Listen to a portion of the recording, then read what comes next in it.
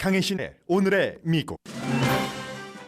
미국과 이란의 공습은 열 하루째 이어졌고 트럼프 대통령의 이란의 지하 핵시설을 곧 타격할 것이라고 한 발언이 이란을 또 다른 발언으로 몰아넣었습니다. 지역전쟁으로 확대한다는 뜻이다. 이러면서 미국과 동맹국을 강하게 타격할 것이라고 이란이 받았습니다. 오일값 다시 급등입니다. 미국은 또 다른 정권 교체를 모색하지만 그럴듯한 계획도 없고 또 소박한 목표조차 달성할 가능성도 낮다고 전문가들이 의견을 모읍니다. 대만을 둘러싼 잠재적인 분쟁이 커지고 트럼프 대통령은 헤어나오기 어려운 수렁으로 빠져들고 있다는 분석입니다. 이코노미스트는 아예 이란 전쟁이 트럼프의 대통령직을 집어삼킬 수 있다고까지 보도했습니다. 트럼프 대통령이 사우디아라비아에 민간 핵 농축 프로그램을 주기로 합의했고 오늘 두 나라가 서명합니다. 사우디가 된다면 왜 이란은 안 되나? 터키, 이집트는 왜 안 되는지 여기에 대한 논란과 의회의 3분의 2의 지지를 받아야 하는 논란도 있습니다. 바이든 때 거부했던 것을 트럼프가 조건을 완화했고 이번 성사에서 사우디에서 거액의 투자를 받은 대통령의 사위가 어떤 역할을 했는지도 의문의 여지가 있습니다.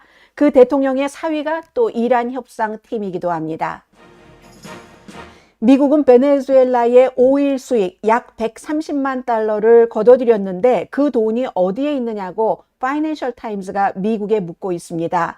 세계는 베네수엘라가 지진으로 고통을 받자 미국으로부터 오일 제재가 풀렸고 따라서 돈이 돌 텐데 왜 재난복구를 비롯한 베네수엘라가 당장 써야 할 돈이 없고 경제 성장은 니콜라스 마두로가 체포되기 이전보다 더 낮은가? 이렇게 세계가 미국에 묻고 있습니다.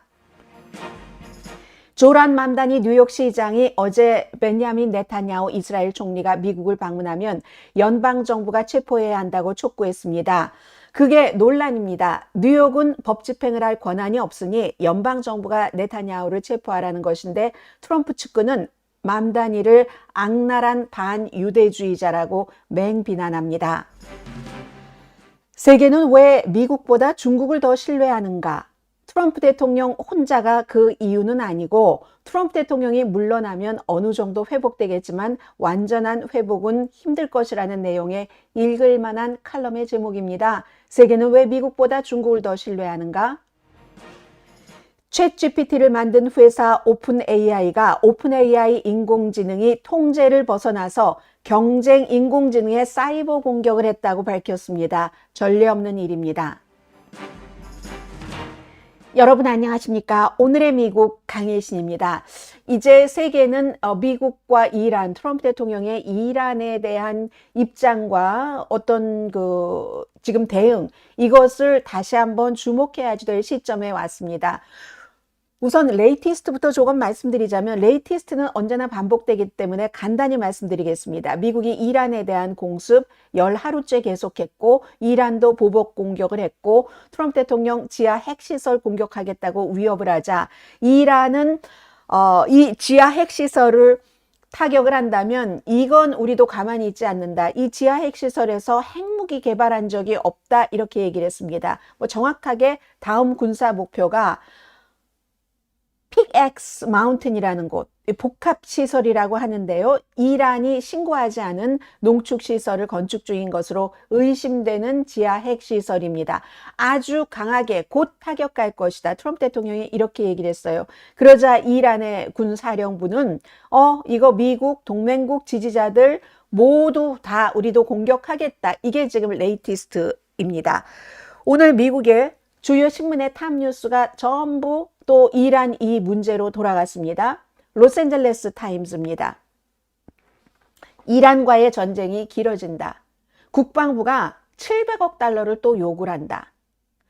어제 국방장관이 청문회에 나와서 지금까지 이란 전쟁에 쓴 돈이 375억 달러라고 발표를 했습니다. 그런데 긴급하게 700억 달러가 더 필요하다. 이건 국방부 예산이 지금 많이 올라서 1조 5천억 달러 정도 되는데 그거 한꺼번에 다 처리되기 전에 너무 급하게 670억 달러가 필요하다라고 얘기를 했습니다. 워싱턴 포스트입니다. 초당적으로 이런 적이 없었는데 의원들이 좌절했다. 돈을 도대체 어떻게 어디다가 어떻게 쓰고 그럼 미국의 목표는 얼마나 달성을 했고 왜 우리에게 이런 것은 소상히 알리지 않고 돈만 달라고 하느냐. 전략이 뭐냐. 돈도 돈이지만 전쟁 전략을 설명을 해라. 이렇게 민주당뿐만이 아니라 공화당 의원도 국방장관을 어제 완전 달달 볶았습니다.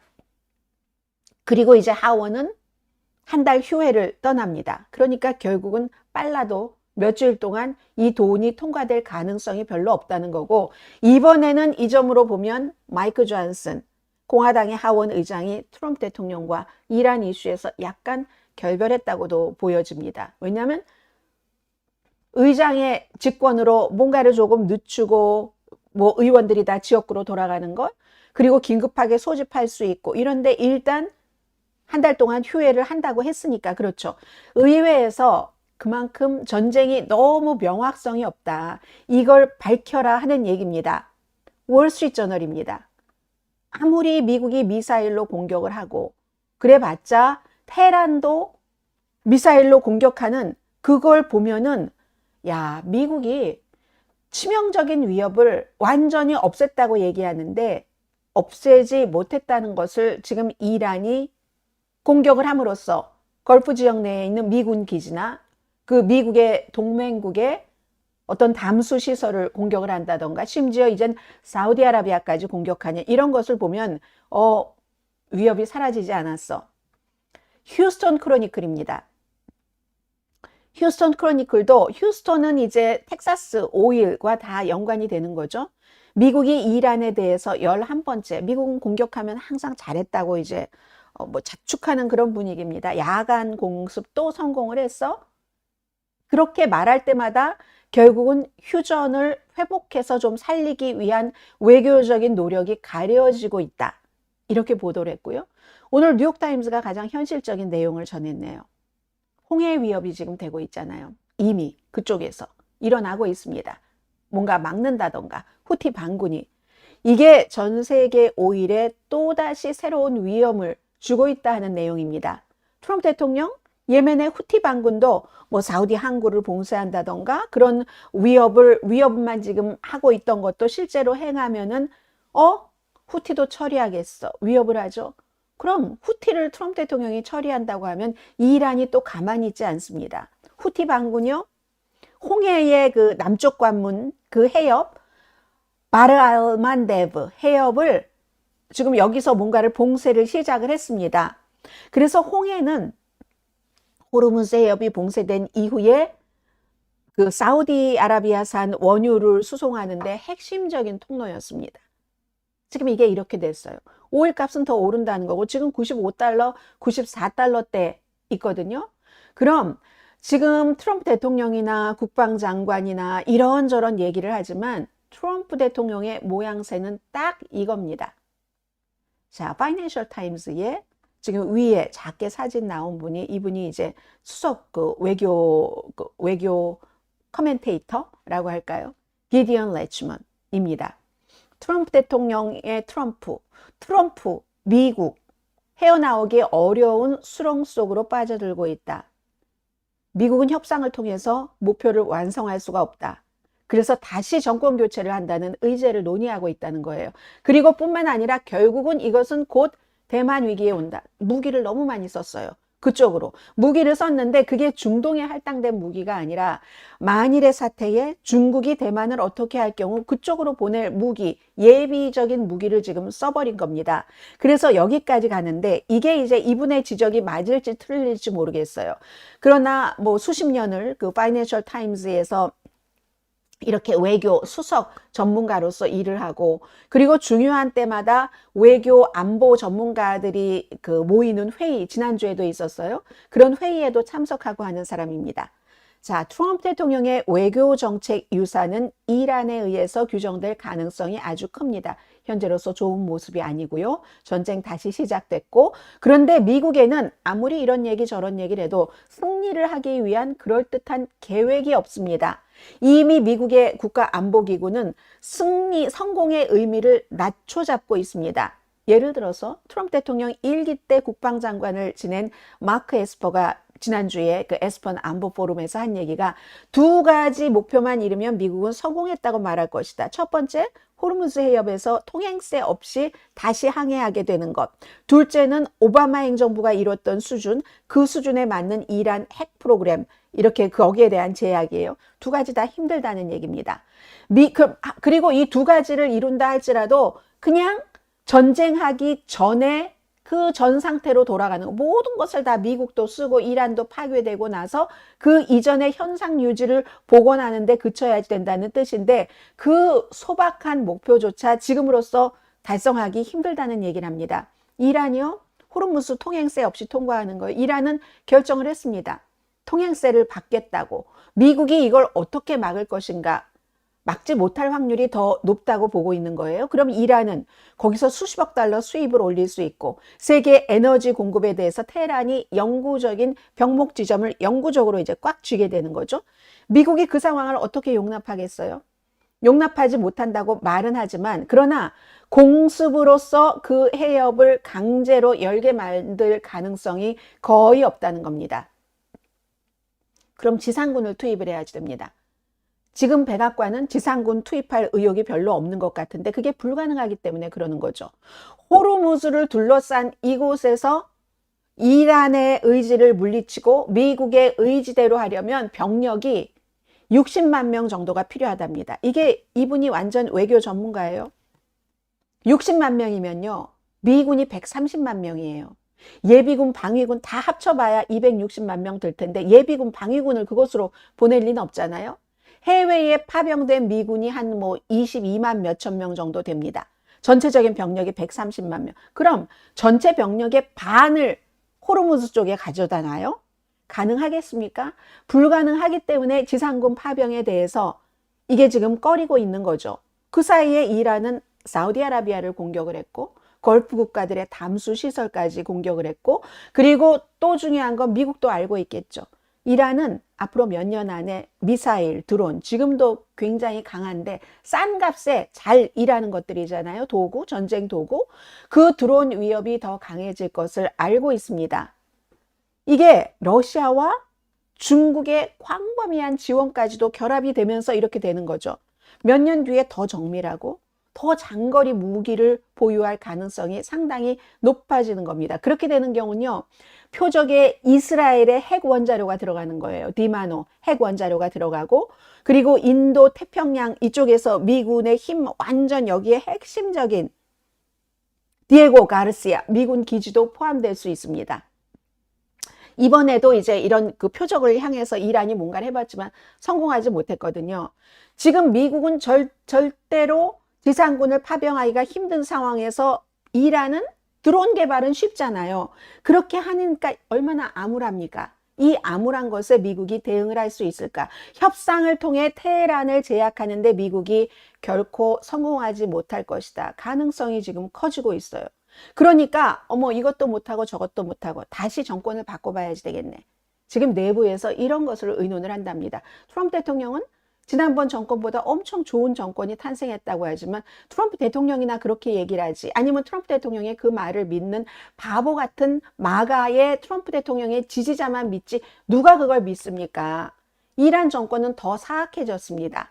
트럼프 대통령이 아버지 하메네이를 암살하기 이전보다. 그래서 지금 계속 이런 것을 이렇게 하면서 이스라엘이 실제적으로 어떠한 사람을 갖다 놓지 하고 접촉도 해보려고 하다가 실패를 하고 그런 과정을 이 파이낸셜 타임즈의 외교 전문가가 지적을 해주고 있습니다. 그러면서도 여전히 테헤란에 대한 경제 압박 여기에 대한 꿈을 버리지 않고 있어요. 몇 개월 안에 테헤란이 원유 팔 수 있는 것 이걸 다 차단을 해버리고 그러면 아주 심한 국내 위기가 오니까 어떻게 하지 않을까 이런 생각을 하면서 미국과 이스라엘에 협력할 수 있는 내부 인사를 지금 찾고 있답니다. 베네수엘라의 누구처럼. 그래서 실제로 이건 정말 놀라운 거예요. 이스라엘이 찾은 사람이 누구냐. 이스라엘은 지구상에서 지도에서 없어져야 된다고 한 전 대통령, 전 이란 대통령 마무드 아미데자네르 이 아미네자드 이 접촉을 시도를 했는데 결국은 실패했어요. 이란이 이거 만만하게 허용을 하겠습니까? 그리고 다시 내부 봉기를 부추기려는 이런 것들이 의논이 된답니다. 근데 이란 사람들도 한번 해봤잖아요. 미국도 어느 정도 이란 신권 정권의 그 주장에 따르면 외부 세력이 개입됐다. 엄청나게. 그리고 실제로 시위대들이 트럼프 대통령이 우리를 어떻게 해주겠죠? 엄청나게 믿었어요. 그래서 돌아온 것은 신권 정권의 포악한 억압으로 숨진 사람. 최고 몇만 명까지 이른다고 하잖아요. 그런데 또다시 그게 쉬울까? 잘 모르겠어요. 그래서 분쟁 초기에, 이번에 전쟁 초기에 이스라엘은 그래? 그 이란 내에 쿠르드족을 좀 어떻게 해볼까? 그것도 결국은 실패했잖아요. 대안이 없어요, 지금. 대안이 없습니다. 테헤란은 이번 전쟁에서 오히려 강해진 채 살아남을 수 있다는 사실을 워싱턴이 받아들이기가 힘들죠. 받아들이기가 힘든데 사실은 그게 현실인데 현실 인식부터 출발해야 되는데 그 인식을 제대로 하지 않는 거죠. 매번 이란을 공격해요. 새로운 사상자가 나옵니다. 결국은 요르단에서 숨진 사람 병사 2명이었죠. 어제 19살, 또 20몇 살, 또 한구의 유해, 결국은 미군 숨진 것으로 드러났습니다. 며칠 사이에 4명의 미군이 숨진 거예요. 그러면서 계속 중동 수렁 속으로 들어갈 수밖에 없다는 거예요. 트럼프 대통령이 아니 그 숨진 지금도 그 유해가 오는 곳에 트럼프 대통령이 가 있습니다. 현장에. 근데 그렇게 하기만 하면 뭐합니까? 미군들이 숨지는데 그리고 그 숨진 미군들을 in honor 영예롭게 하기 위해서 이란을 쳐요. 이란이 또 공격을 합니다. 그리고 제일 중요한 것 가운데 하나가 미국의 무기요. 너무 빨리 없어지고 있어요. 이란과 전쟁을 시작하고 초기 몇 주일 만에 미국이 쓴 토마호크 순항 미사일 있죠. 30% 있던 것에 30%를 썼습니다. 그 몇 주일 안. 그 뒤에 더 많이 썼겠죠. 지금 확실하게 계산된 것만 말씀드리는 겁니다. 패트리엇 요격 미사일 50%를 썼습니다. 이게 다 대만을 둘러싼 잠재적인 전쟁 가능성, 분쟁을 위해서 배정돼 있었던 거거든요. 그럼 거기 채워놔야 되잖아요. 근데 이 무기고를 채우는데 몇 년이 걸려요? 그 사이에 중국이 국내 문제, 경제 문제 잠잠해지고 하면 우리도 이때가 기회다. 이렇게 되는 경우는 또 어떻게 되죠? 그럼 미국과 중국과 대만만의 문제가 아니라 한국, 일본, 아시아 다 지금 걸려있는 그 이슈잖아요. 중국에겐 또 다른 창을 열어주는 겁니다. 이번에 이란 전쟁이. 그래서 이란과의 전쟁은 트럼프 대통령뿐만이 아니라 지금 미국이 처한 가장 큰 국제 위기죠. 앞으로 몇 년 안에, 몇 년도 금방입니다. 또 다른 위기를 만들어낼 수도 있는 위기라는 겁니다. 이 위기가 대만 위기를 만들어낼 수 있는. 근데 트럼프 대통령이 이렇게 수렁에서 허우적거리고 있어요. 자, 그럼 이것까지 한번 하겠습니다. 이란 전쟁이 트럼프의 대통령직을 컨숨한다, 먹어버린다잖아요. 삼켜버릴 수 있다. 트럼프 대통령이 참 듣기 싫겠지만 버락 오바마가 한 가지 점에서 옳았다. 어리석은 짓을 하지 말아야 된다. 미국은 외교 문제에 대해서 트럼프 대통령이 어리석은 짓을 했다는 거예요. stupid shit을 했었다는 얘기죠. 트럼프 대통령을 정말 피를 차갑게 만들 오싹하게 할 생각이 하나가 있다. To chill the blood라고 얘기를 했어요.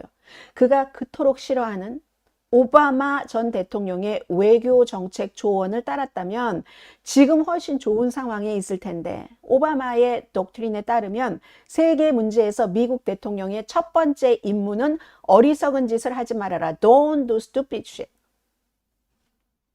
이걸 따르지 못해서 물론 오바마도 다 성공한 건 아니에요. 예를 들어서 중국의 위협의 전모를 파악하는 데 조금 오래 걸렸다던가 그러나 적어도 트럼프 대통령이 이 조언을 따랐다면 2월 28일에 이스라엘과 함께 승리 계획도 없이 이란과의 전쟁을 시작하지 않았을 겁니다. 이코노미스트의 얘기입니다. 트럼프 대통령이 이스라엘과 함께 이란 전쟁을 시작한 걸 이렇게 비유를 했습니다. 시칠리아에서 마피아를 공중폭격으로 하면은 몰아낼 수 있다고 예측하는 것만큼이나 어리석은 일이었다. 스투피드한 일이었다고 얘기를 하고 있잖아요. 이란 최고 지도부를 제거하고 강력한 공습을 하면 곧 체제 전환이 일어날 것이라고 장담하지도 않았을 거다. 오바마의 말을 따랐다면. 왜냐하면 이란의 복잡성, 이란 지도부의 잔혹성을 다 몰랐다는 얘기입니다. 그래서 이제 지금 이 시점에 트럼프 대통령의 전쟁은, 이란 전쟁은 그의 대통령직 자체를 집어삼킬 수도 있다고 선언을 합니다. 트럼프 대통령이 중동 문제에서 종종 성과가 있었던 적도 있다고 얘기를 해요. 아브라함 협정을 통해서 4개 아랍 국가가 이스라엘을 국가로 인정한 점이 그렇고, 하마스와의 휴전을 위해서 이스라엘 총리 네탄야후를 강하게 압박한 점, 늦게 압박했지만 그 점. 그런데 그렇게 한다고 됐어요? 지금 가자의 상황은 여전히 참혹합니다. 이스라엘과 함께 이란 핵시설을 폭격하기로 한 결정은 위험하기는 했지만 이렇게 어리석은 정도는 아니었다. 왜냐하면 그 시설을 폭격함으로 인해서 적어도 이란의 핵 능력이 약화됐으니까. 그런데 자, 그린란드를 또 예로 드네요. 그린란드를 소유하겠다고 요구한 거, 이것도 매우 현명하지 못한 거 맞다고 얘기를 합니다. 또 덴마크가 나토 동맹국이기도 하지만. 그러나 그것은 어리석다라고까지 얘기하기는 안 된다는 거예요. 만약에 정말 이란처럼 그린란드를 침공을 하면은 그건 명백히 오바마의 독트린에서 얘기한 어리석은 짓에 해당할 거다라고 얘기를 한다는 겁니다. 오바마가 왜 외교에서 미국 대통령이라고 했어요? 미국 대통령이 저지르지 말아야지 될 것이, 어리석은 짓을 하지 말아야지 될 것. 이거는 전임자인 아들 부시 대통령이 하는 것을 보고 그렇게 아주 다짐을 했었다는 겁니다. 이라크에서 미국이 주도한 군사작전, 그때는 미국 혼자 한 것도 아니에요. 영국이라는 강한 동맹국이 있었고, 누가 이라크에 뭐 한국의 무슨 부대, 특수부대지만 있었잖아요. 그 작전을 실패로 이끈 것이 오바마가 판단할 때는 이거 복수심 때문이었다. 왜냐하면 9.11 사태와 연관된 것이었으니까. 조급하게 했다. 완전하게 계획하지 못. 그리고 너무 거대한 야망을 갖고 있었다. 그 치명적인 조합이죠. 사실 전쟁을 할 때. 그래서 부시 시기를 이렇게 연구를 한 오바마가 이게 바로 미국의 오만이다. 미국의 오만으로 얻은 교훈이라고 할까요? 물론 오바마는 어떤 때는 좀 과도하게 받아들여서 시리아의 내전이라든가 이런 때에 제대로 대응을 하지 못했다는 비난도 받고 있습니다. 그래서 먼 나라의 어떤 재건에 대해서 좀 회의적이었고, 미국이 어떤 무력 개입을 할 때는 가장 미국에 중대한 위협이 있을 때만 그 개입이 정당화된다라고 믿어서 부분적으로 어떤 데는 너무 늦게 했다, 이렇게 군사행동을 지적을 받는 겁니다. 그리고 오바마와 트럼프가 공통점이 있죠. 동맹국들을 미국에 무임승차한다, 이런 그런 분위기가 조금 있었어요. 그래서 냉혹한 이 현실적인 본능, 그리고 자유주의적인 가치에서 항상 그 균형을 맞추려고 하면서 결국은 그렇게 균형을 맞추려면 미국이 그 싸움을 하는 것, 전쟁을 하는 건 정말 선별해야지 되는데, 냉정함, 그리고 어떤 때는 관대함도 좀 있어야지 된다, 이렇게 주장을 했다는 거예요. 무임승차? 트럼프 대통령도 얘기를 하잖아요. 그러나 트럼프 대통령은 미국 우선주의를 조금 더 앞세우고, 노골적인 무슨 예를 들어 탐욕이라든가 아니면 자유주의적인 미국 민주주의적인 가치에 대해서는 경멸하는 이런 거, 힘의 논리를 더 강조를 하긴 했지만 공통점은 다른 나라들이 무임승차하는 것은 싫어한다, 이런 것이었다는 거예요. 그리고 또 하나 공통점은 중동 문제에 있어서 오바마도 거기서 벗어나길 바랬고, 중동 문제 어느 정도 중동이 해결하길 바랐고, 트럼프 대통령도 마찬가지로 오바마가 제일 먼저 아시아의 축이라는 얘기를 한 사람이잖아요.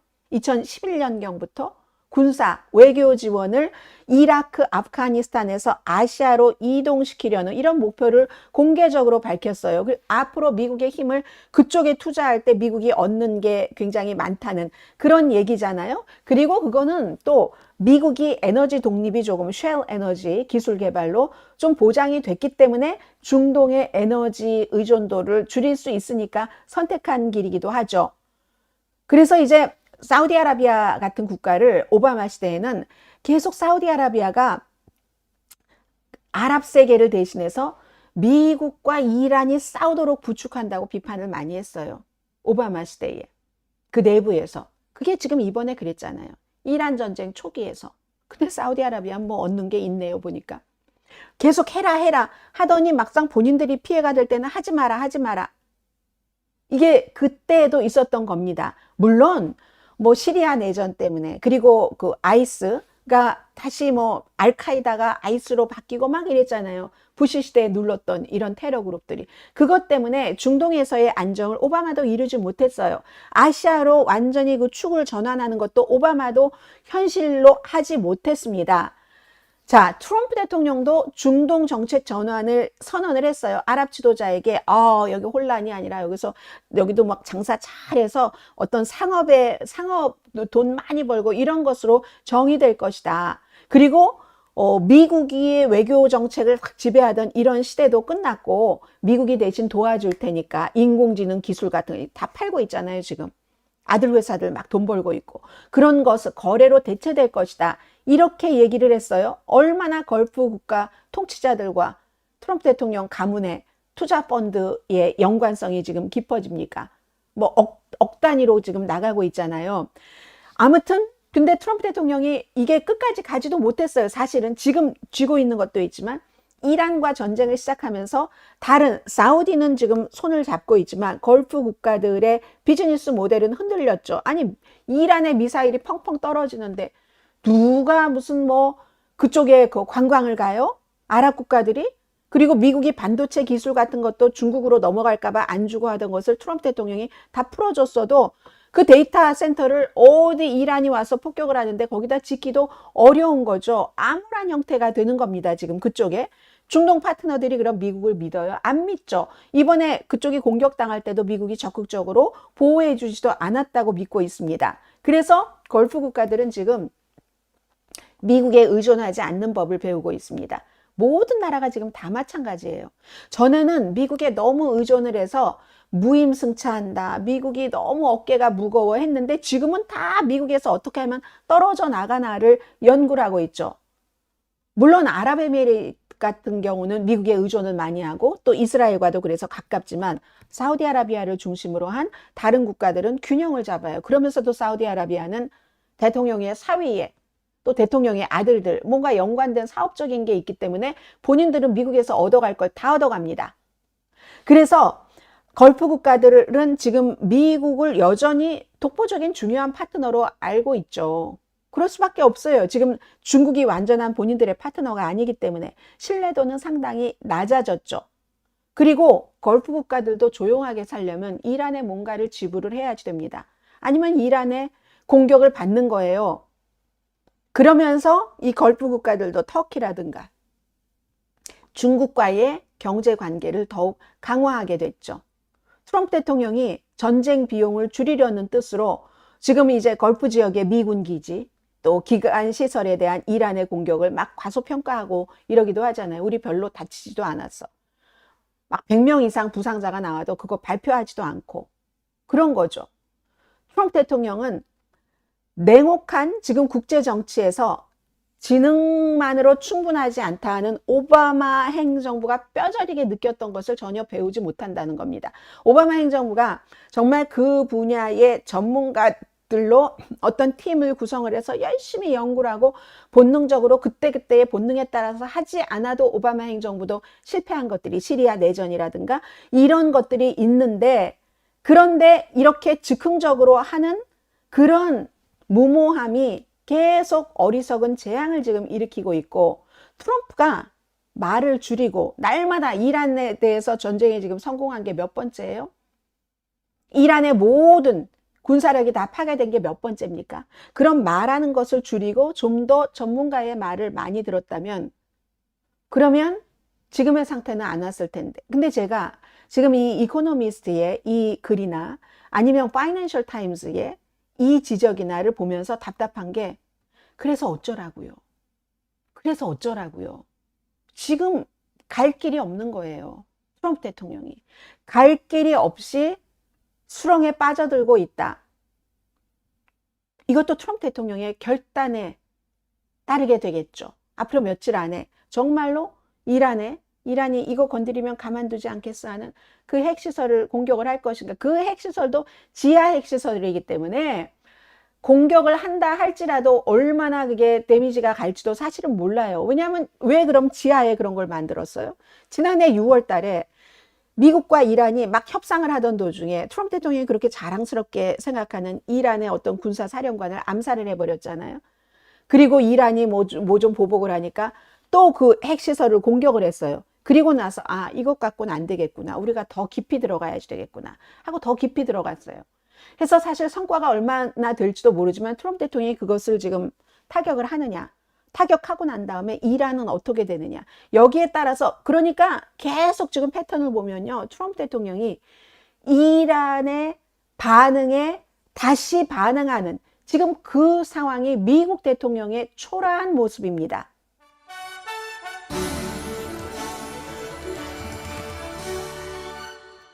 한국군 파병해달라고 압박하고 그것이 안 되면 안보비 내놓으라고 할 게 뻔해요. 그거 안 이루어질 것 같습니다. 지금 같아서는 예를 들어서 지금 가장 중요한 게 호르무즈인데 호르무즈를 장악을 하려면 60만 명 정도가 필요한데 미국이 반을 거기다가 둘 수는 없으니까 어느 다른 나라가 거기에 보내겠습니까? 지금 이 상황에. 안 보내죠. 설령 뭐 한두 나라가 보내고 싶어도 그 국민이 그걸 찬성을 하겠어요? 국민이 찬성하지 않아도 지도자가 결정을 할 수도 있습니다. 그러나 그때는 명분이 있어야지 되는 거예요. 국민들의 의식보다 훨씬 더 깊은 의식과 깊은 계산을 끝낸 지도부가 아, 이건 국민들이 지금 이해를 못해서 그래. 나중에 판단해 주실 거야. 그런 게 있어야지 되는데 이란 전쟁에 대해서 지금 그렇게 판단을 하는 국가가 어디 있겠습니까? 네. 아주 현명한 말씀을 해주신 건지도 모르겠어요. 갈 길 있어요. 아, 이건 아닌 것 같고요. 타코하는 수밖에 없어요. 뒤로 살짝 물러도. 근데요, 이제는 그 이란 전쟁 초기에 그런 얘기 많이 했었잖아요. 지금까지는 미국이 좀 체면치레하고 이겼다 하고 멈출 수 있었다. 지금은 아닙니다. 이란이 호르무즈 해협에서 다른 어떤 그 선박들을 공격하기 전에 호르무즈 해협을 완전히 장악하기 전까지는 체면치레하고 이겼다고 손댈 수 있었죠.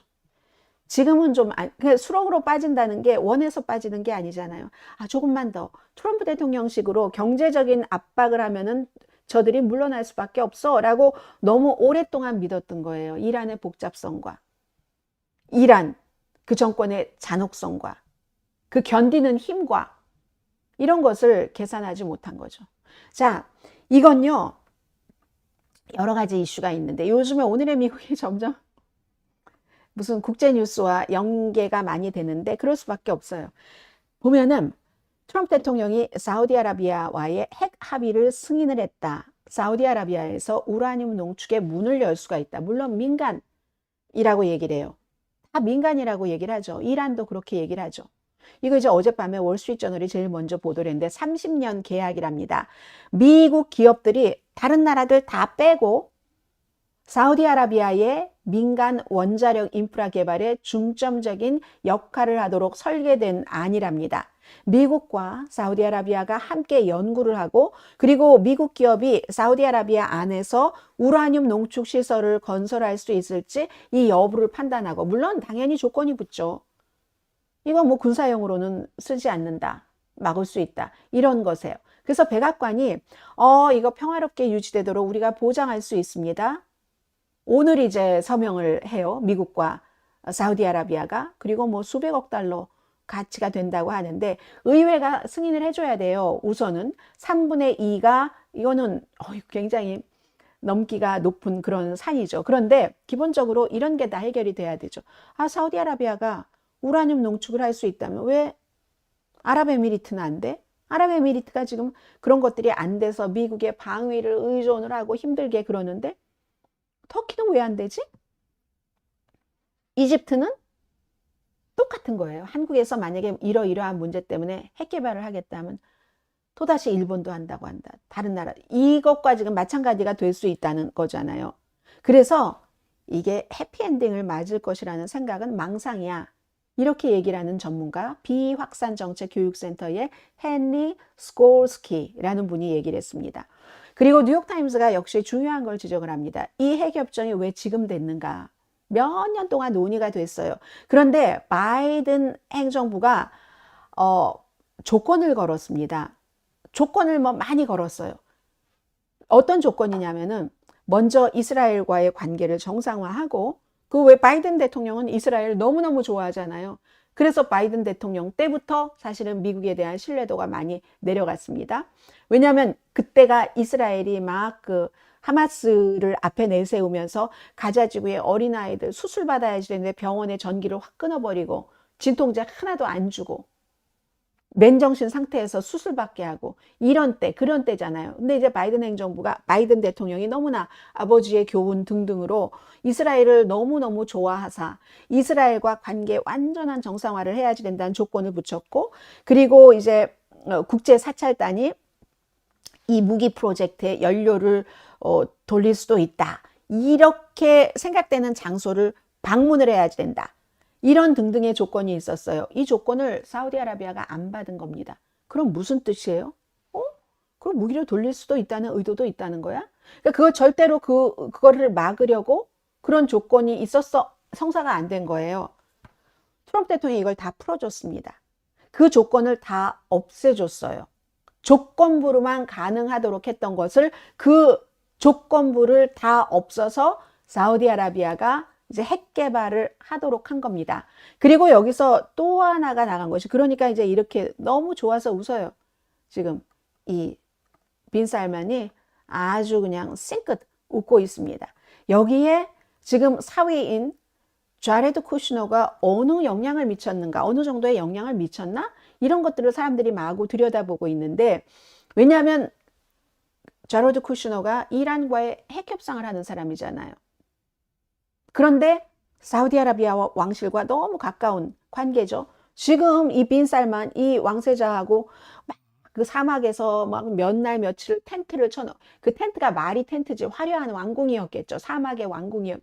그러면서 별밤을 논하고 사업을 논하고 사우디아라비아에서 사모펀드 경험이 없는 이 사위에게 돈을 엄청나게 투자를 하고 20억 달러 사우디아라비아 국부 펀드가 투자를 해줬다는 거잖아요.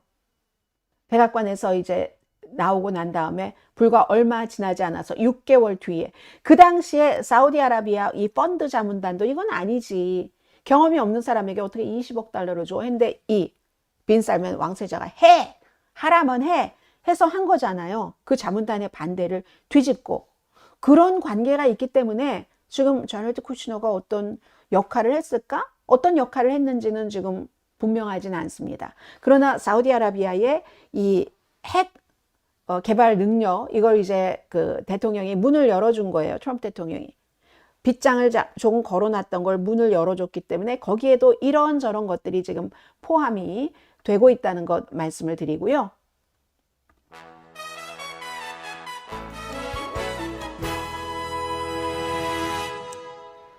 자, 미국이 언제부터 이제 이런 대우를 받게 됐는지 참 안타깝고 또 안타깝습니다만은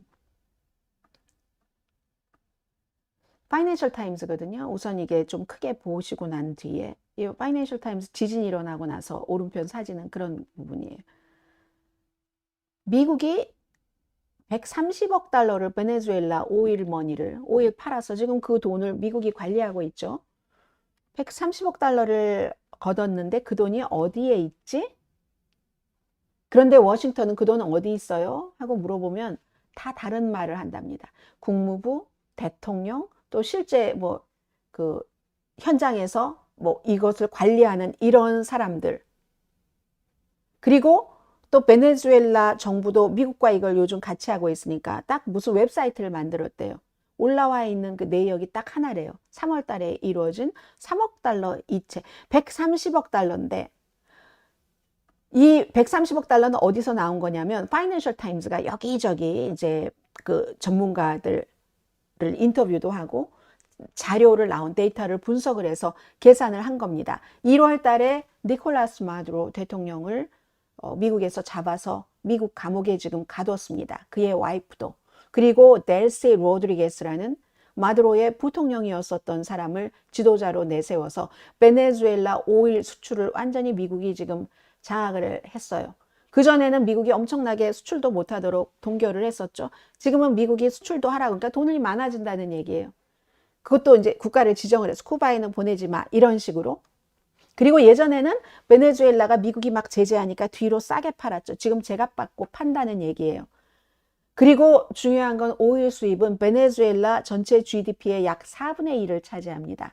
그러면 미국이 들어가서 그동안 제재했었던 것도 풀어줬고 제값에 팔면은, 그러면 경제가 좋아져야지 되잖아요. 얼마 전에 참혹한 지진이 일어났습니다. 베네수엘라에서.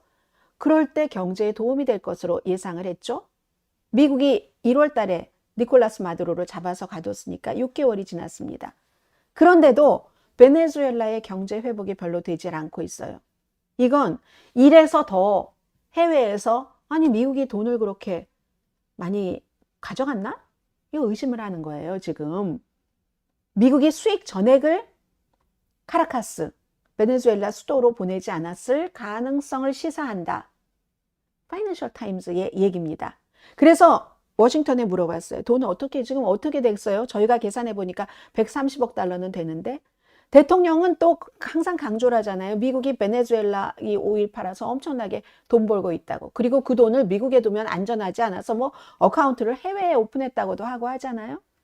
양당의 미국 의원들이, 이거 공화당 의원들도 마찬가지로 그 돈 어디 갔어요? Show me the money. 그리고 그 부패를 막기 위해서 미국이 지금 뭘 하고 있어요? 설명하라고 압박을 하고 있다고 보도를 합니다. 민주당의 유명한 하원 의원입니다. 호아킨 카스트로가 파이낸셜 타임즈에 트럼프 대통령이 베네수엘라를 침공한 것은 처음부터 오일 때문이었다. 권력 그리고 부패하기 위해서였다. 그 베네수엘라 오일 수입이 투명성도 없고 안전장치도 없이 모든 것이 트럼프 행정부의 통제 아래 놓여 있다. 의회는 정보가 없다. 우리가 정보를 얻으려고 하면 정보를 차단당하고 있다고 얘기를 합니다. 파이낸셜 타임즈가 운송 데이터 분석 그 플랫폼이에요. 케플러라는, 여기에서 집계한 것, 그리고 또 다른 가격 산정 기관인 그 아르거스 미디어, 뭐 이런 데 딱 해서 원유 추정치, 가격, 그리고 또 베네수엘라 원유 등급인 보스칸, 뭐 하마카 이런 그 각종 자료를 다 사용을 했대요. 그랬을 때 2월 달부터만 계산이 되는데 뭐 한 130억 달러 넘는 것으로 추정이 된답니다. 추정이 되는데 그 돈이 다 어디 갔냐는 거예요. 그래서 어제도 이 관련 청문회가 열렸거든요. 공화당의 하원 의원입니다. 마리아 엘비라 살라자르. 돈이 어디로 가고 있는지 투명성이 너무 중요합니다. 전부 정부는 공개하세요. 이렇게 얘기를 하는데, 그 베네수엘라에 지진이 일어난 게 6월 24일이었잖아요. 2번이나 그것도. 그러니까 유엔이 이 건물 모든 것을 시설을 복구하는데 복구 비용만 370억 달러가 든다고 하거든요. 그럼 370억 달러가 나는데 지금 오일을 판 돈이 130억 달러가 거기에 들어간다면 도움이 되겠죠. 도움이 될 텐데 트럼프 대통령은 얘기를 했잖아요. 아, 그 돈은 내가 통제할 거야. 대통령이 직접. 그리고 대통령이 원래 행정명령 할 때는 그 자금이 베네수엘라 정부 소유다. 미국 정부 계좌로 넣기는 하지만 이건 보관하는 거다. 그냥 보관하는 거야. 이렇게 얘기했는데 미국도 에너지부는요. 미국 국민과 베네수엘라 국민의 이익을 위해서 배분될 것이다.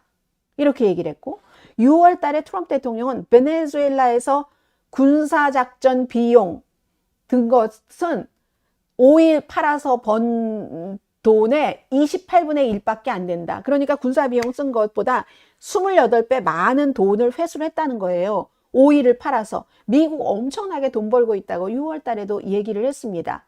그 전쟁 이기는데 우리가 48분 걸렸거든요. 근데 그 전쟁에 그 48분 동안 쓴 비용의 28배 지금 회수했어요. 이렇게 얘기를 했는데 그럼 돈이 어디가 있느냐고요. 그 돈이 4월 달에는 국무부의 고위 관계자랍니다. 마이클 코자크라는 사람이 30억 달러의 이익이 베네수엘라로 송금이 됐대요. 그러면 130억 달러에서 30억 달러. 그리고 KPMG, 뭐 회계감사 회사죠. 세계에서 가장 큰, 여기서 감시를 하고 있다. 이렇게 얘기하면서 행정부가 분기별로 공개를 할 거예요. 하는데 의회 의원들은 아니요. 아무 정보도 우리는 민주당 의원들이 받지 못했습니다. 이렇게 얘기를 합니다. 미국에서는요, 지금 이 오일 자금을 통제하는 이게 이 로드리게스라는 지금 미국이 내세운 대통령이잖아요. 어떻게 보면 반꼭두각시 대통령이죠. 이 사람의 지렛대로 사용될 수 있다. 이렇게 얘기를 하고 있어요.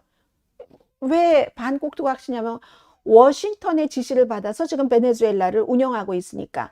그렇게 하기 위해서 그 뭐 대통령 대행인지 대통령인지를 시켰으니까. 아니면 본인도 체포될 수 있었는데. 니콜라스 마두로의 부통령이었으니까. 그래서 뭐 그들의 돈이지만 우리의 허가를 받아야 된다. 국무부에서는 그렇게 얘기한대요. 베네수엘라의 돈이지만 우리의 허가를 받아야 된다. 이건 또 무슨 얘기예요? 그래서 많은 경제학자들은 미국이 그동안 그렇게 얘기했잖아요. 베네수엘라에서 오일을 팔아도 베네수엘라 정권이 부정부패해서 지들이 싹 가져가고. 그래서 그럼 미국이 이걸 오일 머니를 관리를 하니까 훨씬 경제적으로 나아질 것이었다라고 기대를 했답니다. 더군다나 너무너무 싸게 헐값으로 미국 제재의 눈을 피해서 헐값으로 팔았어야지 됐던 베네수엘라가 그 오일을 지금 미국이 제값받고 팔고 있으니까 올해 강한 회복력을 기대를 했는데요. 아니래요. 오히려 1분기의 공식 성장률이 2.5%인데 이게요. 니콜라스 마두로가 있었을 때보다도 낮은 수준이랍니다. 지난 5년 사이에 가장 낮은 수준이라고 얘기를 하고 있거든요.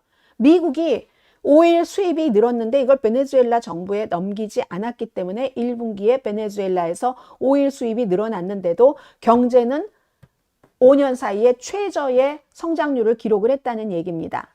그래서 지금 그 돈이 어디 있나? 투명성 없다. 미국 정부가 알려주지도 않는다. 이렇게 얘기하는 사람들도 있고 베네수엘라의 이 파이낸셜 타임즈가 컨설팅 업체 에코 아날리티카를 이끄는 알레한드로 그리산티라는 분과도 인터뷰를 했어요. 지난 2달 동안 대규모 달러 유입의 징후는 있었다. 그랬는데 어쨌든 모르겠어요. 뭐 이런 식으로 그 얘기를 하고 있고 지금 로드리게스가 그러니까 이제 딱 미국이 그 자리에 대통령 자리에 올려놔서 그래서 일을 하고 있잖아요. 지금 이 자금을 찾고 왜냐하면 본인은 또 국내 정치를 해야지 되잖아요. 그래서 재난구호, 미국이 그럼 재난구호를 위해서 베네수엘라에 준 돈이 얼만큼인지 아세요? 3억 8,600만 달러 지원 가능하게 했어요. 130억 달러 오일 팔았는데. 그리고 또 수백 명의 병력을 베네수엘라에 보냈죠. 지진에 어떻게 하라고. 참. 그러니까 이게 뭐 이 수입뿐만이 아니라 또 뭐 광물 수출 수입도 있다고 하네요. 오일뿐만이 아니라 이것도 역시 미국 행정부가 징수하고 있답니다. 그럼 파이낸셜 타임즈의 이 기사가 100% 맞다면 이 기사를 읽은 사람들은 미국을 좋은 나라라고 하겠어요? 나쁜 나라라고 하겠습니까? 저는 그게 너무 마음이 아픈 거고 무엇보다도 나중에는 밝혀지겠죠? 130억 달러가 어디로 갔는가? 130억 달러 어디로 갔습니까?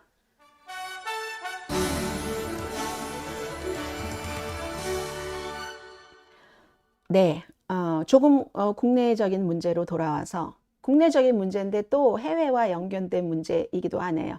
자, 여러분, 조란 맘다니가 등장을 했습니다. 조란 맘다니가 어제 한 2분 정도 영상을 발표를 했거든요.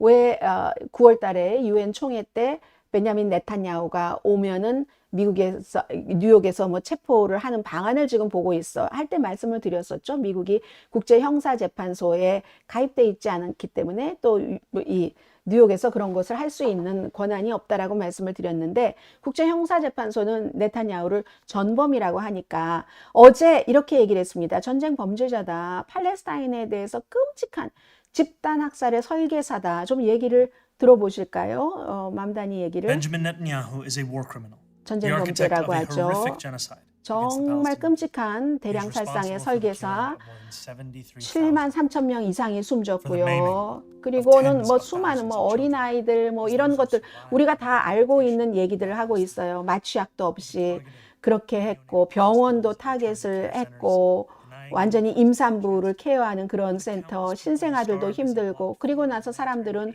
굶어서 어떻게 할 수도 없고 그 세계에서 지원하겠다, 음식을 보내겠다 하는데 그 길을 다 막았잖아요. Palestinian children continue. 팔레스타인 어린이들은 지금도 너무 힘들고 이스라엘 그야말로 군인에 의해서 너무너무 그리고 뭐 휴전한다고 하고 그 이후에 휴전이 어떻게 돼가고 있는가 이런 얘기를 지금 쭉 하고 있는 겁니다. 그래서 결국은 네타냐후가 뉴욕에 왔을 때 뉴욕시가 국제형사재판소의 체포영장을 집행할 수 있는지를 판단하기 위해서 가능한 모든 그 법을 검토를 했는데 영장을 집행할 독립적인 법적 권한이 없다는 것을 이제 분명하다고 했습니다. 그런데 연방정부는 할 수 있다고 했어요. 연방정부도 근데 이거 할 수는 없어요. 그러니까 맘다니가 얘기한 게 국제형사재판소에 이것도 사실은 그 상징성인 거예요. 가입을 해라. 가입하지 않은 국가니까. 가입을 해서 이 사람을 체포를 해야 된다라는 얘기인 거잖아요.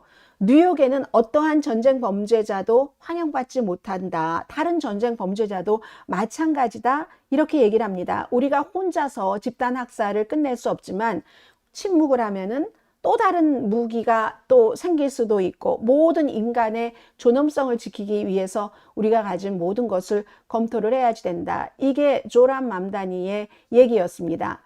근데 조란 맘다니가 어제 이제 이 얘기를 하기 전에 트럼프 대통령은 아니야 네타냐후 미국에 오면은 체포하지 않을 거야. 어떤 방식으로든 뭐 체포되지 않을 거야.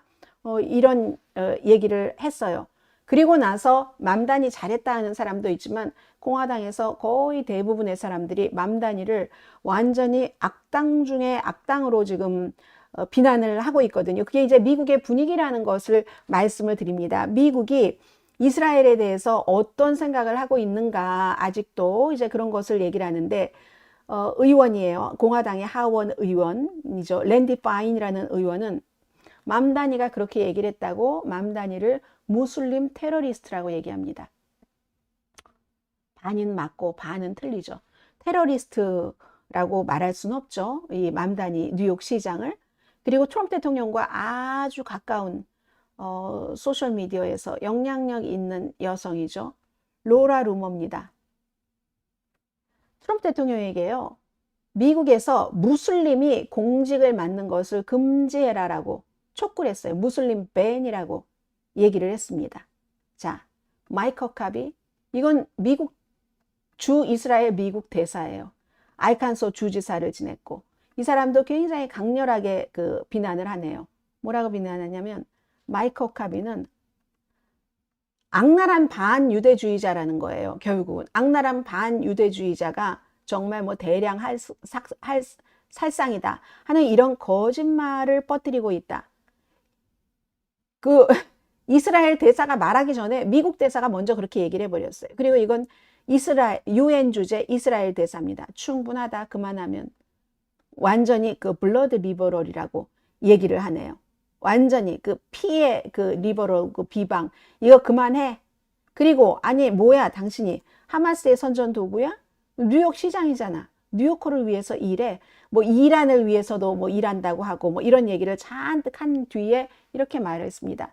그럼 조란 맘다니가 원래 이 얘기를 하게 됐었던 이유 자체는 2024년도였어요. 국제형사재판소가 네타냐후 총리와 국방장관이요. 굉장히 강성이죠. 요르브 갈란트가 2023년도 10월 달부터 하마스가 먼저 이스라엘을 치고 들어갔고 이스라엘이 보복을 했는데 그 보복의 수위가 너무 심각하다는 거죠. 민간인 학살이 많았고 하니까. 그래서 이 두 사람을 고의적으로 식량도 빼앗고 물도 빼앗고 의료품도 빼앗고 이렇게 얘기하면서 영장을 발부했잖아요.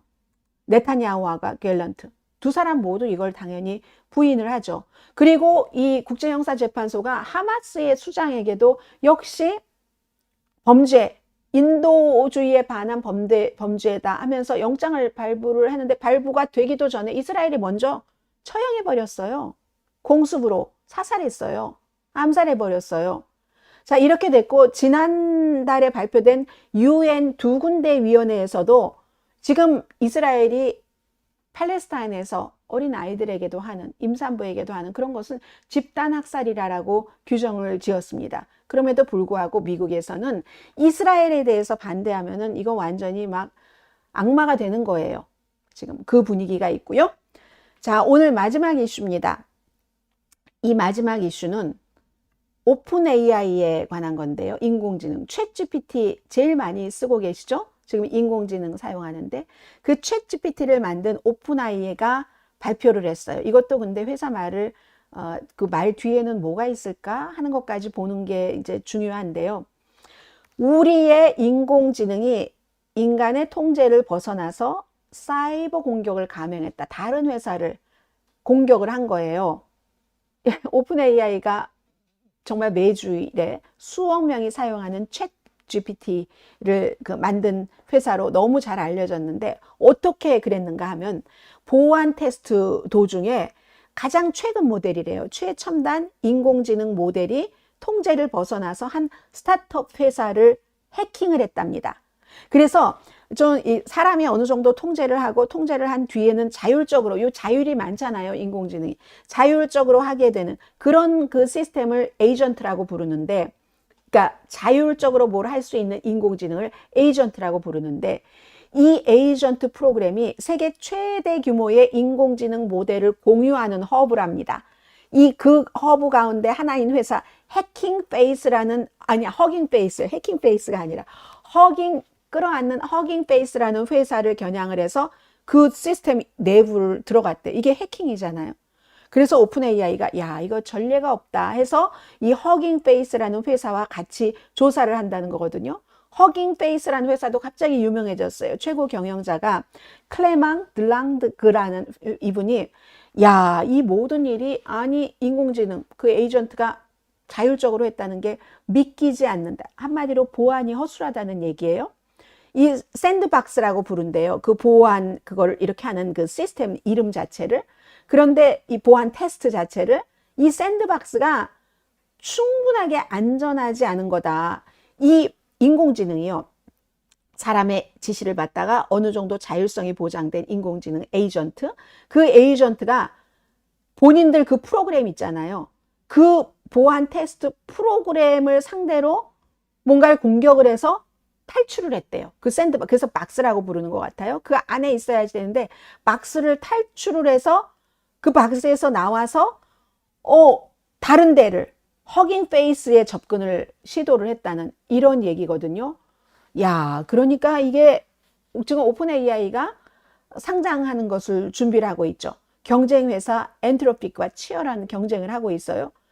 오픈 AI가 엔트로픽을 좀 추격하는 입장이죠. 그래서 이 오픈 AI 시스템이 우리가 사이버 역량을 이렇게 좋아하는 것을 입증하려고 하는 상황에 이렇게 됐으니까 안전하지는 않아.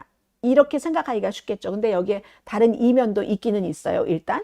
그래서 이제 공격을 딱 그 에이전트라는 공격을 받은 허깅페이스라는 회사가 이걸 이제 공개를 한 거예요. 다행히 고객이나 파트너 데이터가 영향을 아직은 받지 않은 것 같은데 그걸 평가를 하고 필요하면 이제 또 자세한 내용이 오겠죠. 그래서 자율적인 인공지능이라는 이 에이전트가 공격을 할 수 있네.